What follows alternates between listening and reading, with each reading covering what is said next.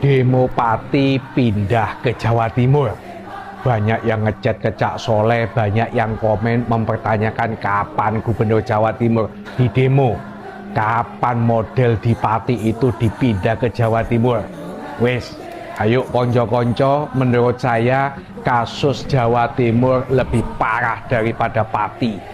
Jawa Timur korupsinya menggurita.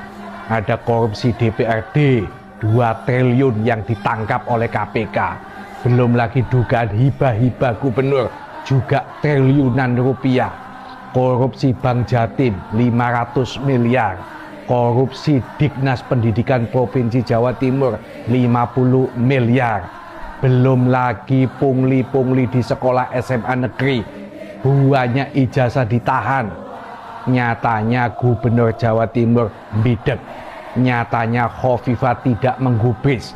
Kita minta supaya gubernur bikin aturan larangan pungli di sekolah, nggak direken. Bagi saya perilaku ini sudah dolim, perilaku ini sudah arogan. Pemimpin seperti ini tidak dekat ke masyarakat.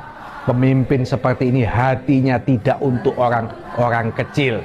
Gubernur lebih sibuk ngurusi nyepil buah dibanding urusan-urusan masyarakat.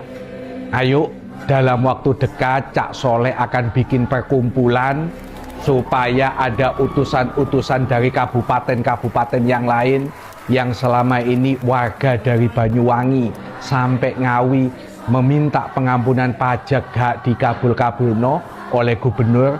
Kalaupun dikabulkan, hanya teman-teman Gojek, hanya orang-orang miskin. Pengampunan setengah hati. Harus ada gerakan besar mengingatkan Gubernur Jawa Timur ini.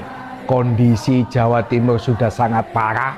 Selama kepemimpinan Khofifah ini untuk keadilan, untuk kesejahteraan masyarakat. Ayo silakan komen. Dalam waktu dekat kita kumpul, kita buka posko seperti di Pati di depan kantor negara Gerahadi, supaya ada bantuan, supaya ada kebersamaan, supaya ada gerakan bersama anak-anak muda, orang-orang tua, orang miskin, setengah kaya sampai orang kaya, semuanya harus ikut bahu-membahu di dalam mengingatkan Gubernur Jawa Timur ini. Gak peduli jilbaban, yang penting pemimpin harus baik seperti Deddy Mulyadi.